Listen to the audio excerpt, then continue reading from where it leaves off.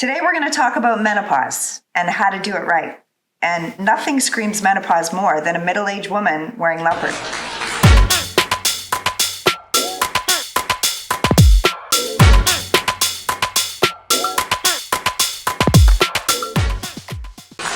Anyway, I think with anything, being armed with information and best practices helps us navigate difficult situations. And for so long, menopause seemed to be taboo to talk about, like a dirty word or something we should be ashamed of. But it's a perfectly natural part of every woman's journey, although it's very different for all women. So here are some stats on menopause. The average age of menopause in the US is 52, but it can happen earlier for some women. Early menopause occurs between 40 and 45, but 5% of women go through early menopause naturally.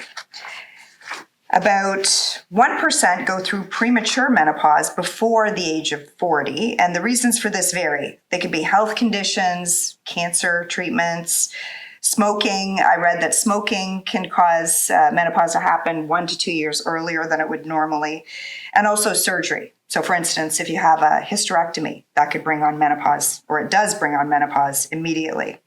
Women who go through menopause early often have more severe symptoms. So fun.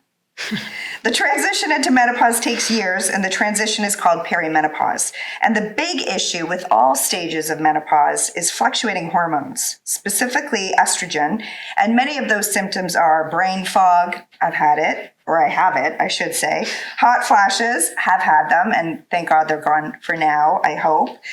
Menstruation changes, yes. Mood changes, no, I did not have any of that. That's a big joke. My kids are laughing watching this. Weight gain, yes, I had that. Problems sleeping, urinary problems like incontinence, changing feelings about sex, and genetics play a role in the timing of menopause. History repeats itself, so talk to your mom because she can tell you, what she went through, and that could very well mirror what you're going to go through. Also, you can still get pregnant during perimenopause. And I think most of us know of a woman or someone who had that late in life baby, the menopause baby. Perimenopause also can affect mental health. And between 20 and 40 women experience depression around menopause. And a lot of these women are worried or feel that they're no longer able to have a baby. So they mourn that ability to have a baby. Hot flashes, they don't end with menopause, and they can continue for up to 14 years after menopause. So I'm just full of great news here. So today we're here with Susana Solari, who is both an osteopath and wellness coach who helps women navigate menopause by understanding their body's transitions and innate wisdom. Susana is trained in osteopathy and Amatsu therapy and focuses on the body's natural ability to heal. She also holds a bachelor in education and has international experience working with both children and adults. Susana is fluent in English and Spanish, but today we'll talk in English because I don't speak Spanish. And we will be sharing all of your information on the links in the comments so that you can contact Susana if you wish. So thank you, Susana, for being our second guest ever on Real Talk. And I was just going to mention how I met Susana. And it was over a year ago. Mm-hmm. I remember I had lost weight and I just had all of these aches and pains. And I think Norma and I were doing an event, and the host of the event had said, "Oh my God, you have to find an osteopath because they're like magic." So I was thinking, okay, I just went on Google. I looked for an osteopath close to me, and you were around the corner. And I remember telling you that. It's like, wow, I found you because you were so close. And then I realized not only were you close, you had magic hands, healing hands. So, and that's how our relationship began. And so you are an osteopath, but also now you're doing new work. So let's talk about menopause and how to do it right. Mm-hmm. So welcome. Thank you. Thank you. First of all, gracias. Well, okay. How do you say you're welcome? See, you call me up because I don't speak Spanish. De nada. De nada. Oh, de nada. Okay. You know a little bit of Spanish. Well, yeah. No, I don't. Thank you very much for having me here in the Norma and Michelle show. Oh, I'm really very honored to be with you today. And so you were mentioning very important things about menopause, and I would like to add a little bit more of information. Yep. So the symptoms. There are so many symptoms that are connected to menopause. We know, most of us know the most common that are the hot flashes, the weight gain. I didn't hear that one. Did you say it? Okay. Yep. The weight gain. Yep. And it's not only weight gain, it's weight distribution.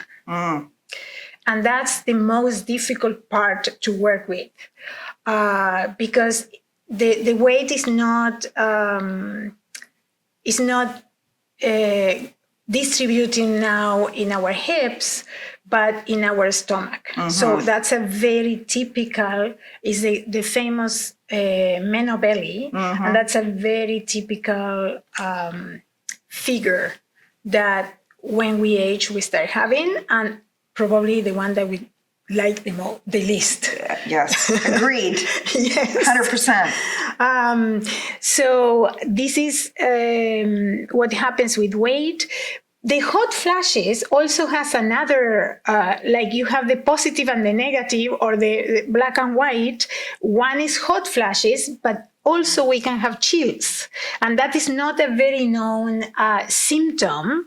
And it is because of the same reason. A gland, an organ, a part of our brain, the organ that receives the information from our receptors, is receiving actually confusing messages because of the fluctuation of hormones that you just, yes, that you, not only estrogen, but also progesterone and other hormones are also fluctuating the levels. So that confusing message is going to our brain, and the brain responds with confusion. So we can have these hot flashes that's another thing that is important to mention about that.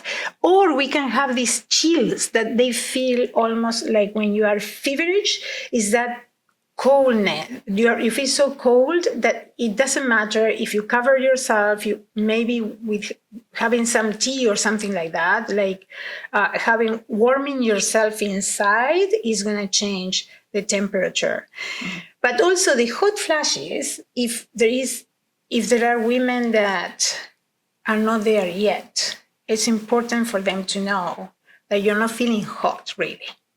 You're feeling that you have a furnace inside your body, and that heat is coming through your body. It's not the same as when you are hot because the weather is because hot. It's coming from inside. Exactly. Yeah. Then the other thing that you mentioned is that there could be depression and anxiety. And not only that, there are changes in the brain because of the fluctuation of hormones. So that's why we have, as you mentioned as well, the foggy mind, but we also have cognitive impairment.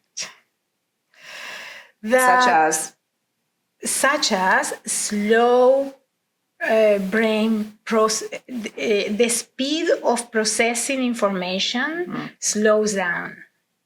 The memory is a little bit faulty, and we get the scattered mind. I don't know if you had that experience. I had all of them. And actually, when I was having that experience, and I'm going to say in a minute why I said I was working with very young people. So that was a very challenging situation because their brains I had a lot of experience, right? That is the good thing with all of us when we are in menopause. We are experienced women. But I was having the challenge of following their train of thought or the speed they were explaining something to me. And that is, I think that is one of the most difficult things that happen when we are in the professional environment. And because you question yourself, you question your ability. Is you're wise and you have this experience, but it's like they're going too fast for you. Not only you question your ability. They do. I was having a very interesting conversation the other day with a woman that she's now in perimenopause, and she was telling me she used to manage older women and very high performance women, that they were always very efficient, and all of a sudden these women were forgetful. They would be very emotional, so they would react in different ways, and they wouldn't perform the same way. And she was losing her patience with them. Well, nowadays, she herself trained as a menopause specialist because she's entered perimenopause, and she started to understand all these situations, and so she's trained, and she's become a speaker in corporate world. So that is very important to help educate other people in the corporate world about what women are going through. Yes. In menopause. Yeah. Because when I was talking to her, I said, yes, it's important for the male co-workers to understand that, because then they don't know what happened to this person, right? And she said, well, no. Is even worse when a woman doesn't understand, because we were not educated. Right. Being younger, we didn't know that these things happen, right? Because people don't talk about it. Exactly. Yes. So all this awareness that now is coming up is very important. Very important. Yes, these are the things that you said. Another symptom I would like to. Do we have time for me to expand a little bit more on symptoms? Yes, of course. Another symptom that I would like to talk, and this is really a taboo symptom, is the one that is called GSM, which is the genitourinary syndrome of menopause. So there is even a syndrome of menopause, and that has to do with vaginal dryness, incontinence, and even some atrophy. And sexy. Yes, very. And probably that's one of the reasons why it is not talked about. Right. And it is also difficult for women even to look for help about that. Again, because it's not sexy at all, and because nobody talked about that. You are like, oops, what is happening to me? And you are facing all those challenges again. You also talked about psychological effects. You talked about depression. There are women that suffer very, very dramatic depression. Not, fortunately, it's not the majority of them, but it could. I had a friend that for 3 years, she was in severe depression, and it was once they started to balance her hormones, she crept up out of it. Thankfully. But you were asking me. Well, one of the main questions I wanted to ask you is, what are the most common issues women face during menopause? So you've spoken a lot about that, but let's talk about what is the most debilitating thing that women come to you about. They say, Susana, I need help with this. What are the main things that women are coming to you for? One of them is depression, or it is also called low mood, because sometimes it doesn't get to the level of depression, but it is this mood, this dullness kind of thing. And so you add that to joint pain, bad nights that you can't sleep, weight gain. You add all together, and you have this low mood. So then the situation is really, they don't know what to do. And they don't have the drive, because the other second most debilitating symptom that they come to me is lack of energy. So is which? Lack of energy. Oh, lack of energy. So low energy or very unstable energy. Right. One day they have all the energy, following day they just don't don't have. Well, it's interesting you said about depression, and I read that stat. I recognize it. It makes a lot of sense, and it's something that I know it will be a different episode that we talk about this. But a lot of my friends are in that 55-year-old range, and I think whether it's what comes first, the chicken or the egg, in terms of depression and things like that. But you were talking about how people don't understand women going through what they're going through in the workplace. A lot of times women are getting packaged out at 55. I have a lot of friends in my circle. They're all within that age group. And all of a sudden they're getting packaged out. Why? And potentially it is because they have brain fog. They're not as fast anymore. They have a lack of energy. And also companies or people don't understand what it is they're going through. So I think it is all tied together, and it's something we're definitely going to be talking about on a different episode.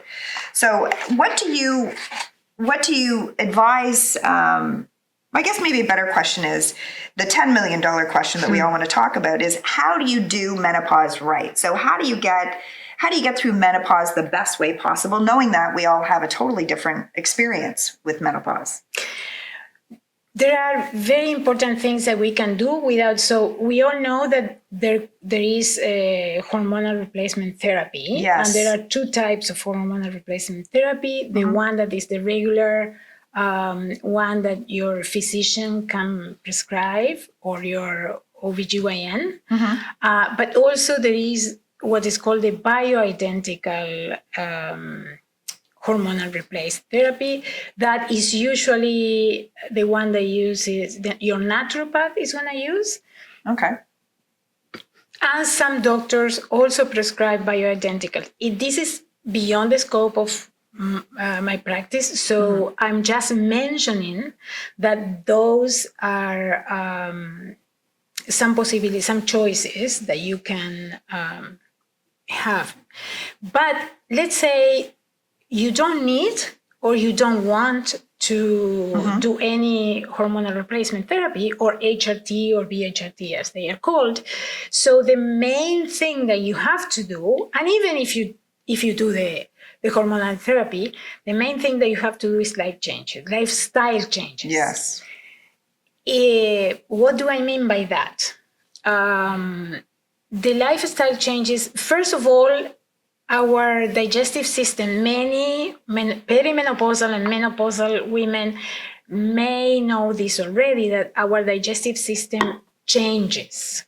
So sometimes we don't have the same tolerance we had before to all the food, or basically we don't process food the same way.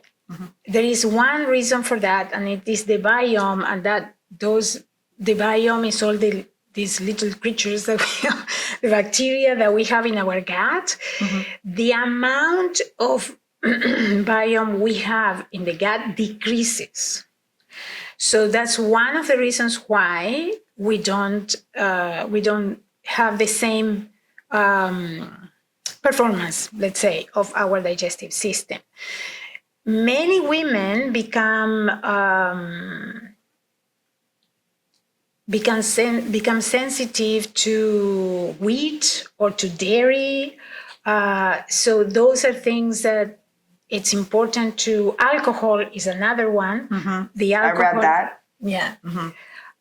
So the alcohol is not processed in the same way too. So it is, and also it is one of the main triggers of hot flashes.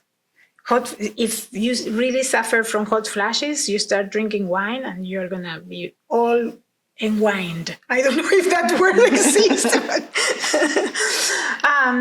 So now, does the sensitivity to food and the digestive system changes? Does that feed into weight gain potentially, or do you think they're not? It has to do, because when we have these, let's say that we have all these changes, right? And we don't, our body changes. And we don't change the way we eat. So then our body is going to start having inflammation. There's also the risk of having insulin resistant, and there is also the more risk of diabetes. So is your question was that, can you ask? The question is, you were mentioning that your digestive system Yes, changes. yes. So does that feed into the weight gain? Yes, Yeah. definitely. So it's all the same. All one of the same. Yes, and thing. mainly because of inflammation. The weight gain is, as I said, one of the things with weight is the distribution. So it's not only that we gain weight, but it shows it in a different part of our body. That's why it shows more. But apart from that, there could be inflammation because of all digestive systems. So it is important to sometimes to consult a nutritionist or to see to find some type of program that helps you understand what you can, in which way you can improve the nutrition for yourself. So also you need to add a lot more fruit and veggies, and you have to add a lot of green veggies because they have a lot of important minerals that we need during this period. So eating healthy is obviously very important. And paying attention to your body. If you do have food sensitivities, then don't consume those things. Don't drink. I read also don't smoke, and obviously exercise is probably a big one. That's the other one. Exercise, I'm going to say all of them first. So nutrition, exercise, sleep hygiene. This is very important. And then... What's sleep hygiene? Let me... Okay, sorry. Let me mention the fourth one, and I will go to sleep hygiene. The fourth one is how do we work with our emotions? Because we haven't mentioned that, or we just brushed around it, but we get into these roller coasters of emotions, right? So we can feel very excited, and then we can feel very down, but also we are snappy. We get very, very snappy. Well, maybe you did. So it's good to talk about that at home, by the way. Just to explain the others, to explain to the people that live with you, okay, today I might have some hormonal consequences in the way I am communicating with you. So these four things are very important: nutrition, exercise, sleep hygiene, and working with your emotions.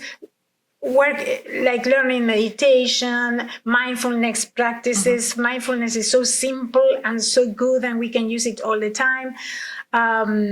So learning tools.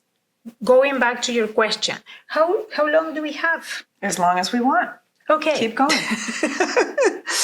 So sleep hygiene, when I'm talking about that, is, for example, trying to go to bed every day at the same time. So get your body into that routine. Your body is going to get ready to go to sleep at the same time. Okay. So remember that this is a time that the body is already going through a lot of changes and fluctuations. The least we can add, the better. So because it might sound boring, but it's good in the long run. It's good for our health and for our mind, because also that's another one. Not only the emotions are affected by the hormones, but also because we usually don't have a good sleep, we also get very, how can I say? We get, not you. Not me. That we can react easily during the day. Quick-tempered, I would say. Then the other thing that is important, not to drink alcohol close to the time that, not to drink alcohol would be the best, but if you drink, don't drink too close to the time you're going to go to sleep. Usually with alcohol, you go to sleep fast, but then you would wake up and wouldn't feel very, very well. The other thing, of course, screens.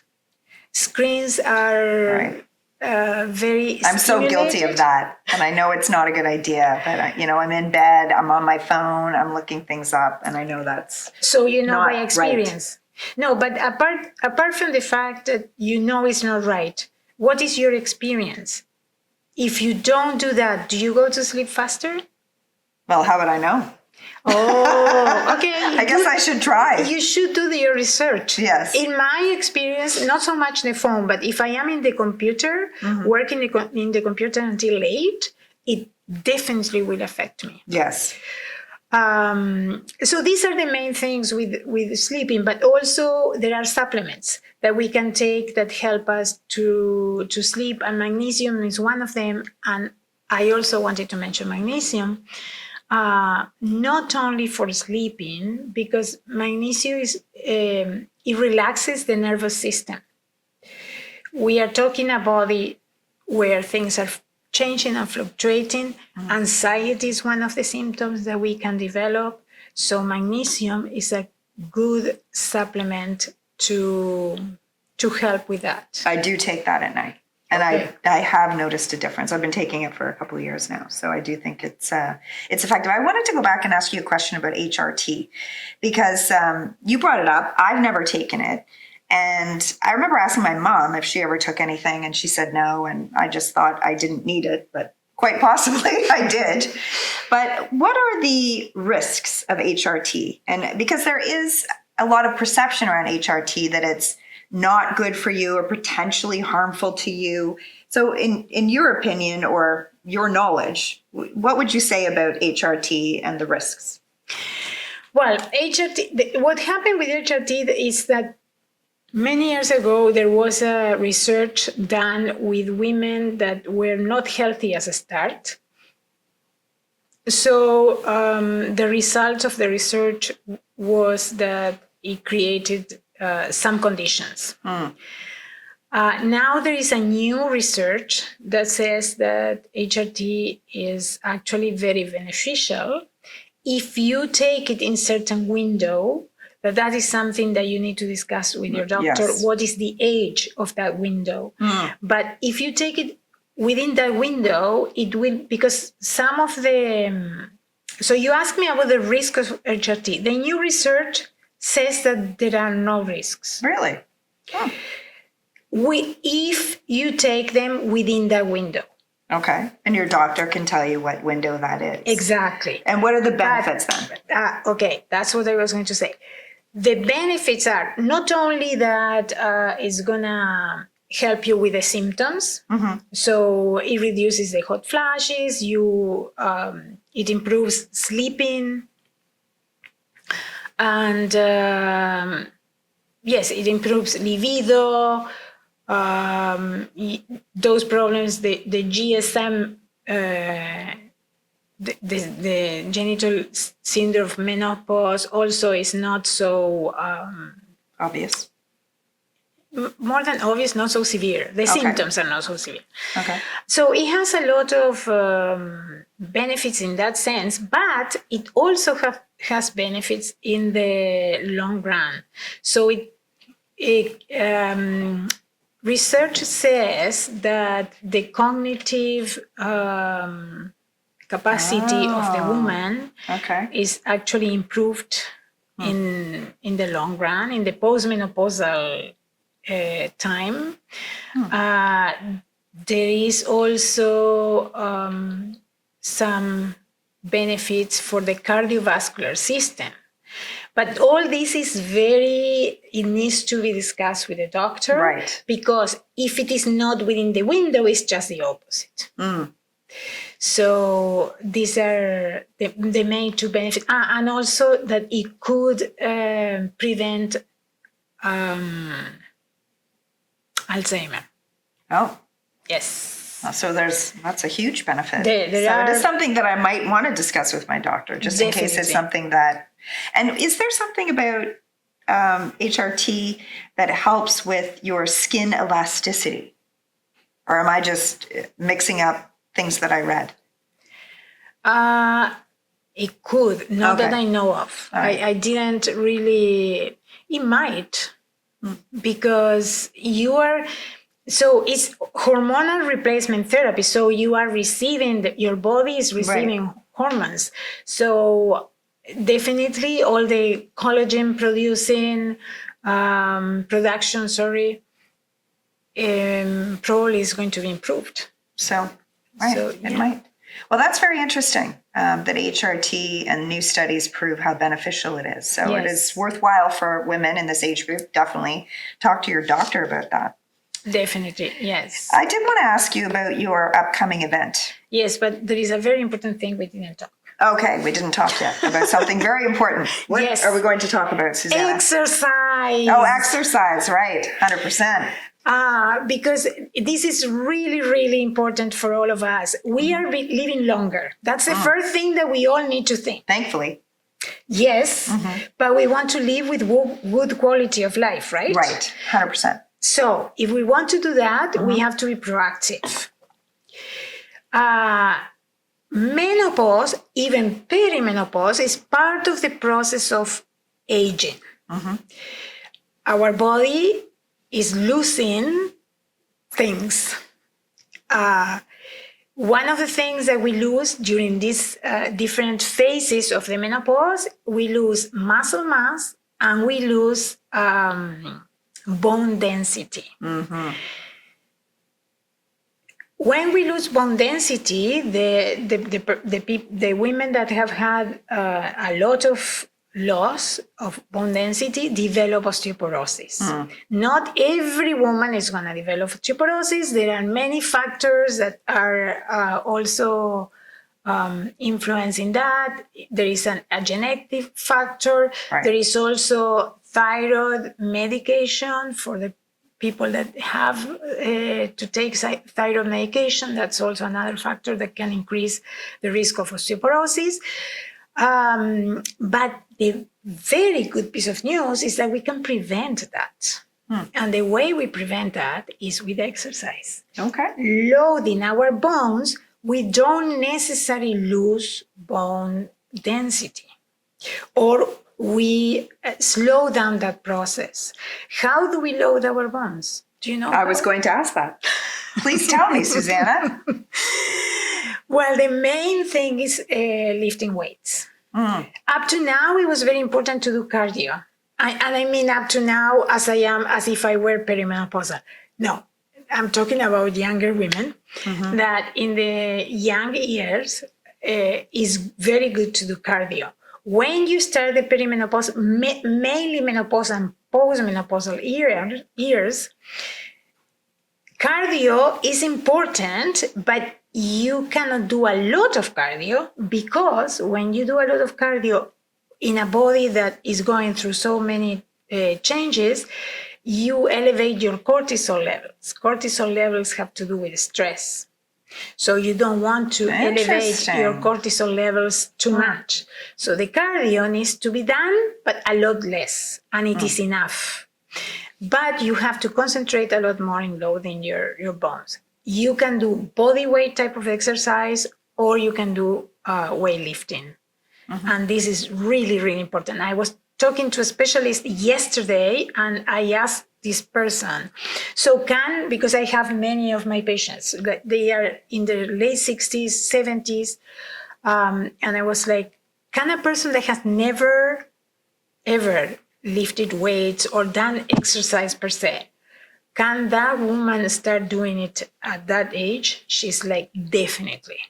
It's something it's never too late. Yeah, exactly. That's good. It's something that you develop little by little. You're not going to start with a lot of weight when you start, but it's going to be a lot more beneficial for that person if she does that. The other thing is that the recovery is not the same as when we were younger as well. So we have to exercise and we have to give us more time.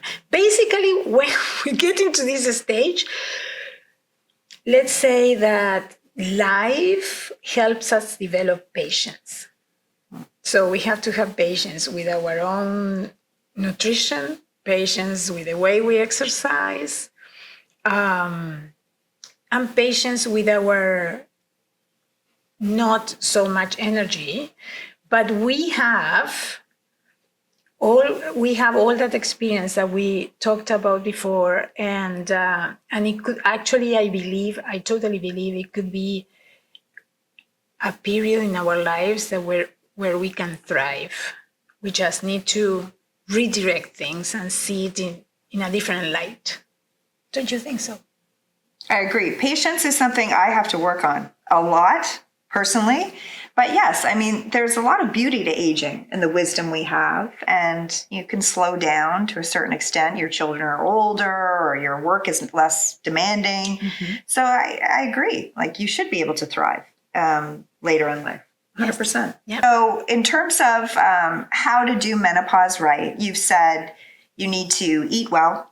You need to exercise. You need to manage your sleep. What did you call it? Sleep hygiene. Mm-hmm. And you need to appreciate the flexes in your emotions, mm-hmm. and be kind to yourself. Exactly. Also, there's HRT for those that it would work for, and within that window, and you need to speak to your doctor about it. Mm-hmm. Right. And there is also BHRT, which is the bioidentical form of hormonal replacement. And is that something you get from your doctor, or you'd get that from a naturopath? Mainly for your naturopath. Naturopath. Okay.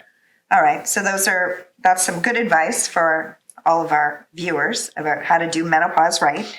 But you have an upcoming event, and we're going to have a link in the comments so that you can link to it. Why don't you tell us about your event? Well, the event is going to be very, very exciting. I'm really excited about the event, actually. It's going to be very interesting. There are 12 speakers, and we have these women are experts, some of them in many of the topics we just touched. Exercise, movement also as a way of working with your mind and with your emotions. We have a psychotherapist. We have a yoga teacher. Mm-hmm. We have a person that she's a social worker, but she specializes in journaling. Okay. So she's gonna work with us with journaling. There are more people now. We have a naturopathic doctor. Okay. And many others. Well, you have an acupuncturist. Yes. Who happened to be our first guest on the Real Talk show. She will also be, Kirsten will be one of your speakers. Yes. So just so I understand it. So this is a virtual event. Mm-hmm. It's live, mm-hmm. And it's free.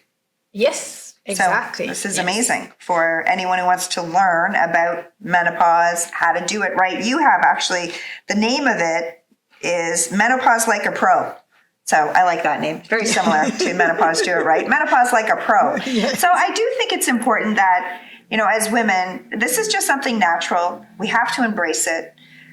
We don't have to whisper about it in the back room. Let's bring it to the forefront, and let's do the things that Suzanne has already mentioned to make it easier, to make this transition in our life easier, and then to, as you said, thrive.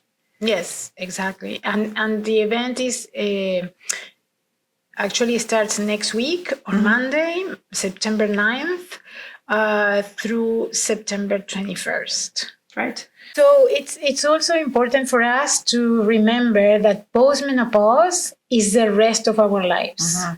So all we have in front of us is postmenopausal cycle in the life of a woman. So I think it is very important for all of us to be proactive and make the most out of the rest of our life.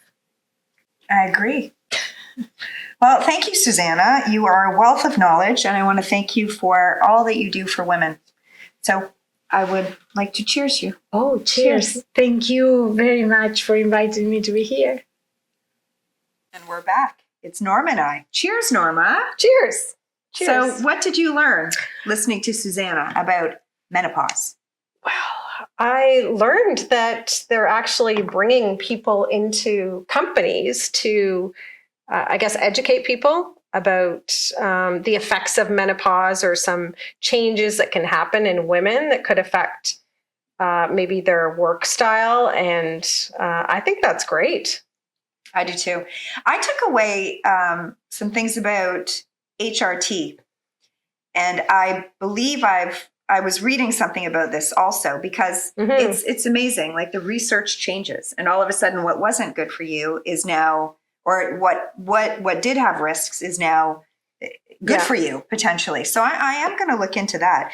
I think for me, menopause is the transition from young and vibrant to mature and demure. So I want to keep it classy on my end. No, I'm kidding. But about your experience with menopause, because you had a hysterectomy. I did. So that what happened after that? I had it. I had a hysterectomy before I started menopause. So I just thought, oh, well, then I guess I'll just go through it sooner than I was before. Little did I know it was like, it came like a big truck hit a wall. But, it's the only experience I've had, and I just kind of had to go through it. And I did use the HRT, the hormone replacement therapy, because I did have a full hysterectomy. So I didn't have ovaries. I didn't produce any estrogen. So I did need to have that. And I did hear from my doctor that, because I was worried, I think someone said, oh, can you get breast cancer or something using this? And they said, again, that was like an old study. You're using such a small amount. They haven't seen any issues with it. So, yeah. But we did learn a lot. I mean, that we need to work. I need to lift weights, lift some weights, and I don't have to run. You don't. I'm not a runner anyway. So I was like, there's no get out of menopause free card, but there is get out of cardio now. Now it's just lift weights. Exactly. Yeah. So I think there was some really good information there, and I'm really hoping that you guys enjoyed it, that you've learned a lot, and please, we want feedback from you to tell us what more you want to hear about, so that we can have new and exciting topics to share with you. And until next time, all we want to say is be real.